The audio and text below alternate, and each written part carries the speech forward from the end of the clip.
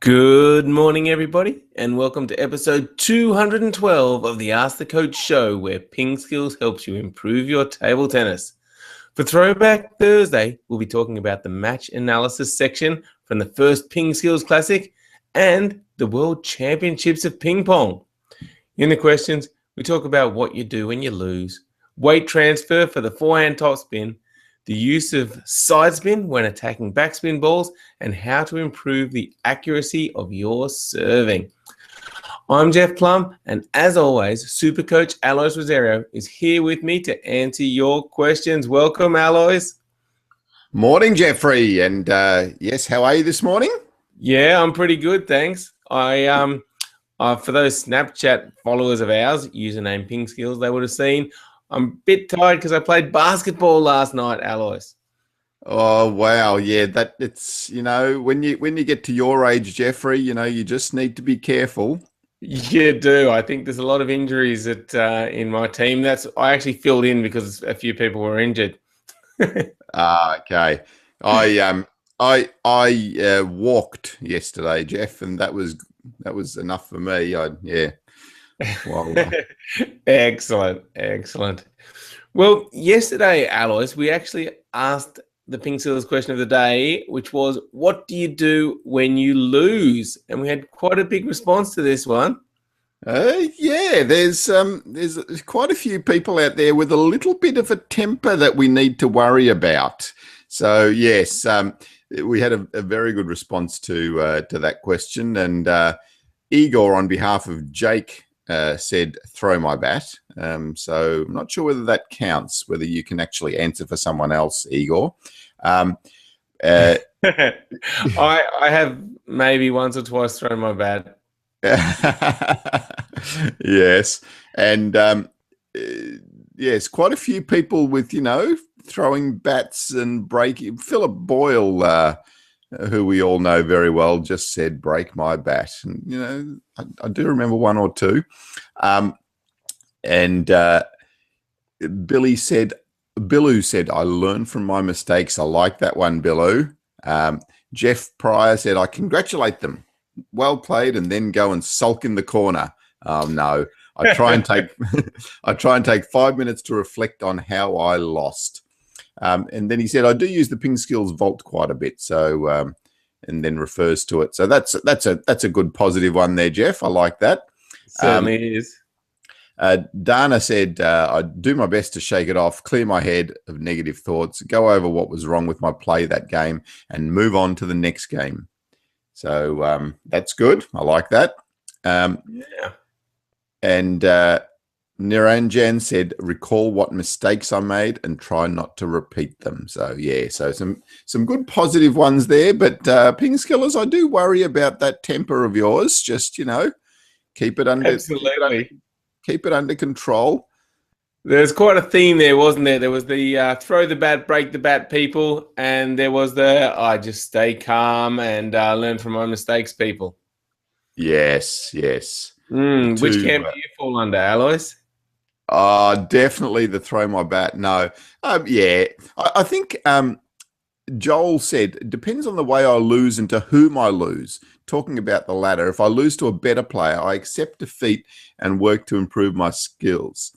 If I lost to a worse player, I get angry and hurt inside. Talking about the former, if I lose because the other player played better than me, and so there's a lot of considerations, and I think that was me too. I did get angry when I lost to a match that I thought I should have won, and yeah. Yeah, sometimes you can be very wise and reflective as well. Excellent. All right. Well, I think we should move on to this day in history, Alice. What have you got for us that happened on the 28th of January? Yes, well, in 1807, the first public lighting happened at Pall Mall in London. So in 1807, that's a long time ago, isn't it? It is. First public lighting in Pall Mall. Excellent. Yeah, exactly. So, and pretty important because we really do rely on the public lighting now. Yep, certainly do. All right, now, because it is Thursday, it means it's Throwback Thursday, Alois. What old stuff are we going to look at now?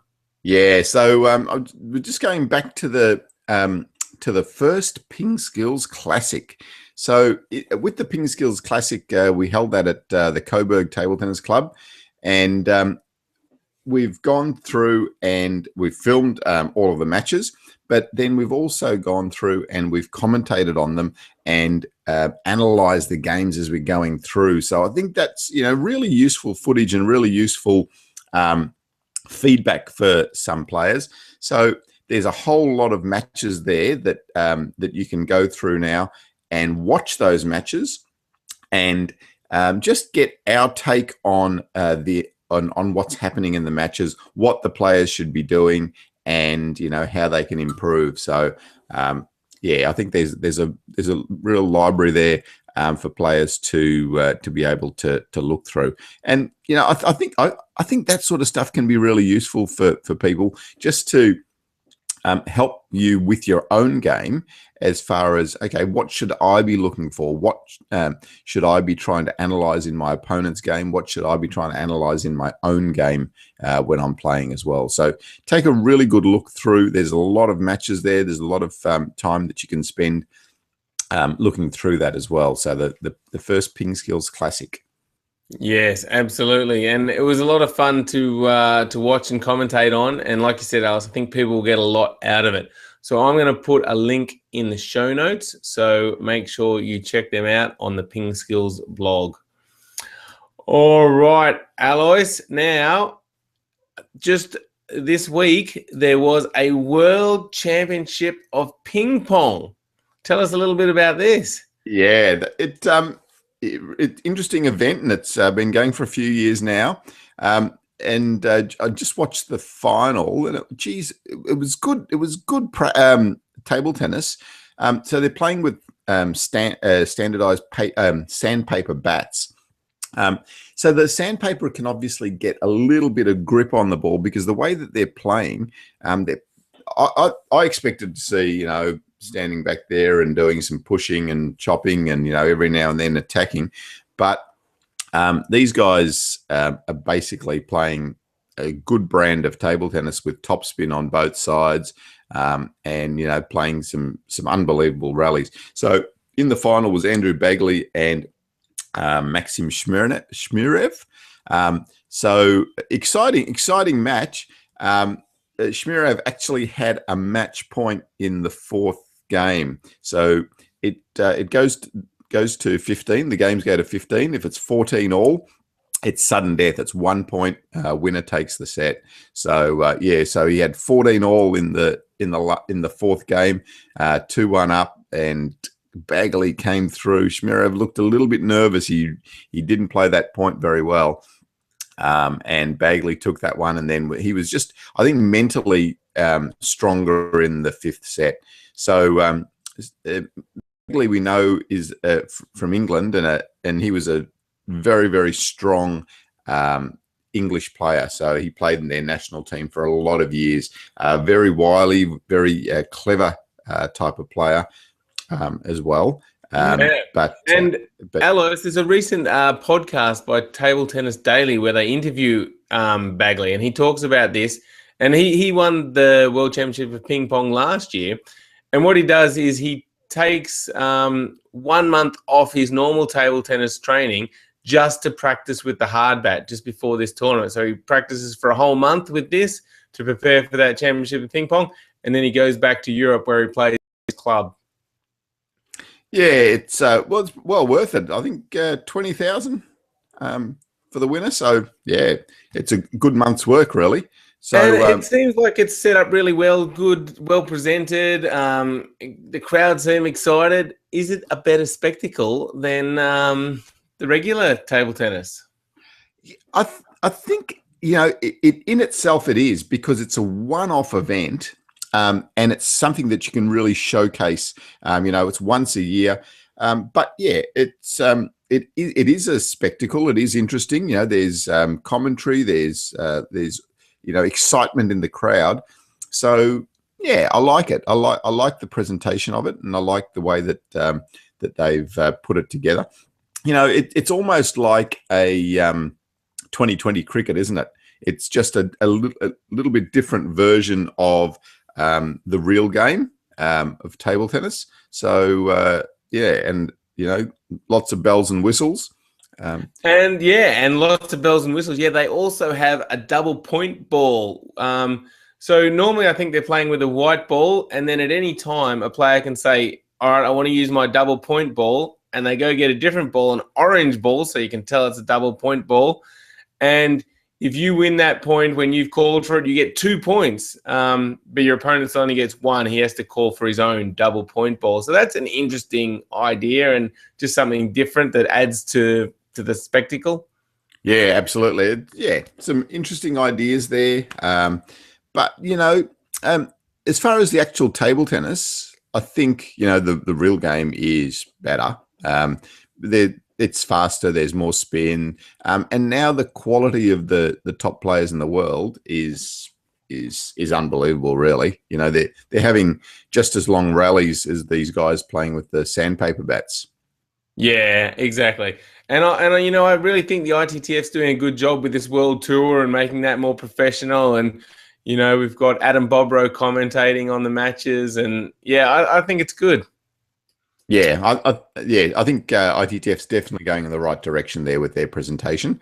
But there's little things that we can learn from the World Championship of Ping Pong as well. There you go. All right, I'll put a link to the video of the final in the show notes as well for those who want to check it out. All right, Alois, that brings us on to today's PingSkills question of the day, which is, should equipment be standardized? That is, everyone has to use the same type of racket. Love to hear your thoughts on this one. Jump onto our Facebook page or onto the PingSkills blog and let us know, should equipment be standardized? All right, now we've got some really good questions today. First off, we've got one from Constantine who says, I realized that I often, when I try to do a forehand topspin, instead of transferring my body weight from my right leg to the left one when I hit the ball, I'm pivoting backwards on my right leg. How do you overcome such an error with your students? Yeah, so the key here is developing your balance. So when you actually go to swing at the ball, it's really important to have a nice low position and good balance with your stroke, with your body.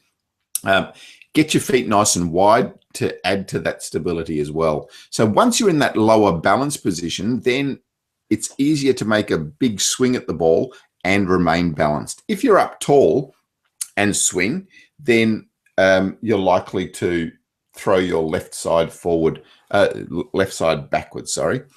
The other thing that's really important is to keep this shoulder relaxed. It might sound a bit silly, but by keeping this shoulder relaxed, you're able to then swing through properly. If the shoulder isn't relaxed, if it's tight, then this has to go somewhere. So your body has to go somewhere when this is tight, and it tends to throw your body backwards or throw your body around. So that shoulder being relaxed and allowing, there's a ball and socket joint there in the shoulder, just allowing that to move nice and smoothly is important. If that locks up, if you tighten up, then the whole shoulder gets thrown around, your whole body gets thrown around. So relaxation is really important there as well. Yeah, it makes a lot of sense.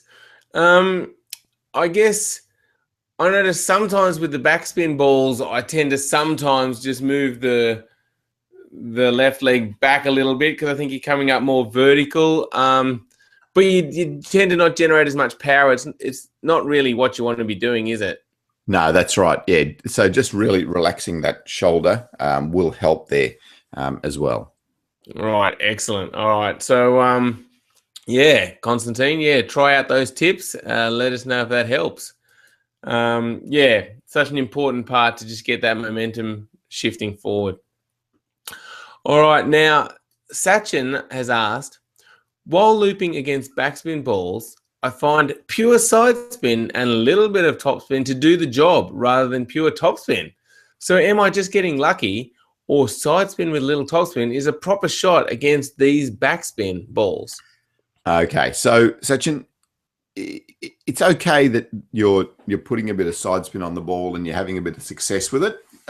So that's fine. But when you start to get to the higher rate or higher speeds of ball and the more backspin, then you're really going to struggle. And you do talk about later in your question that your forehand loop has problems. So it could very well be this issue. So the angle of your racket on contact determines the type of spin that you're going to put on the ball. So if you come through and contact the ball on the side, then you're going to generate side spin on the ball. Okay, so you're going to do that and the ball is going to spin sideways.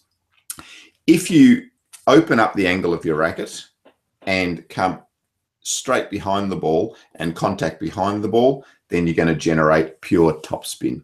So by generating side spin, you're not getting as much dip on the ball. So the real benefit of topspin is that the ball dips and it dips onto the table. Side spin, the ball is going to curve and it's not necessarily going to hit the table because there's not enough dip to get it on the table, especially when you start to play a faster ball. So the faster the ball, the more it's going to do that and miss the table rather than that and drop onto the table. So generating pure topspin is really important, and the ability to do that is crucial when you're developing your topspin stroke. So I'd like you to just go back and just focus on getting that pure topspin. And one of the things that you'll find will really help you is relaxing this wrist. So if the wrist is tight, if the hand is tight, if the grip's tight, you're going to tend to do this and turn your bat inwards to get the side spin. If your hand is relaxed, if your grip is relaxed, then you can open out your hand and get straight behind the ball to make that to make the pure topspin. So yeah, so really focus on relaxing your hand, relaxing your grip, turn your hand backwards, open it out this way so that you're getting a nice contact straight behind the ball there. Yeah, good tips. And Sachin, yeah, if you watch any of the top table tennis players, you'll see that off the backspin ball, 95, 99% even are just, pretty much straight topspin, and they get that dip and then they can hit it really hard. So work on it, start slowly, get some consistency, and yeah, I'm sure it'll improve your game. I'll put a link in the show notes to the forehand topspin video against backspin. Just take a look at that and concentrate on the start and finish positions and keep working on it. Good question. All right, now Rama has the next question, and Rama asks, while I was serving, I was all over the place. I couldn't get the ball consistently where I wanted it to go. It was landed inside my own net or was going out of the table.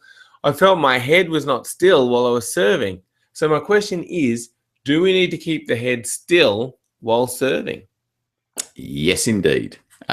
So by keeping your head still, you can then just focus on your wrist snapping through the ball really quickly. If you're moving, if your head's moving, your body's moving, then your contact isn't going to be as sharp and you're just not going to get as much spin on the ball. So you definitely focus on keeping your head still and then just really snapping through with the wrist on your contact. And this applies, the head still bit applies to all of your strokes, all of your table tennis. So during the rally, head still. Obviously, you need to move, but you don't want to move and be doing this and playing your shots doing that.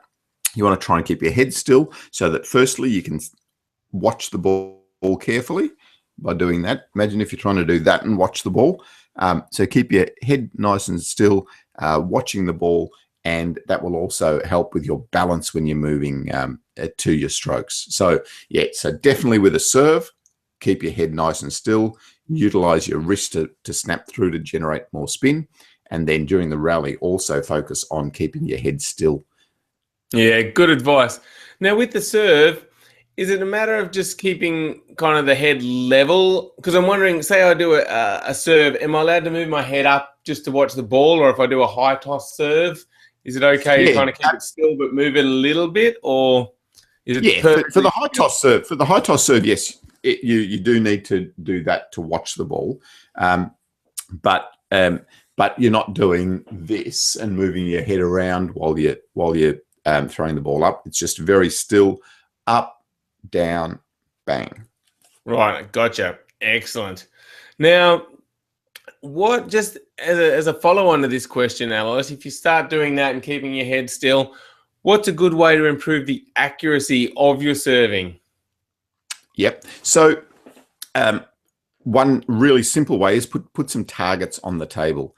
So to start with, use a sheet of paper, an A4 or a foolscap size piece of paper. Put that on the table and use that as your target.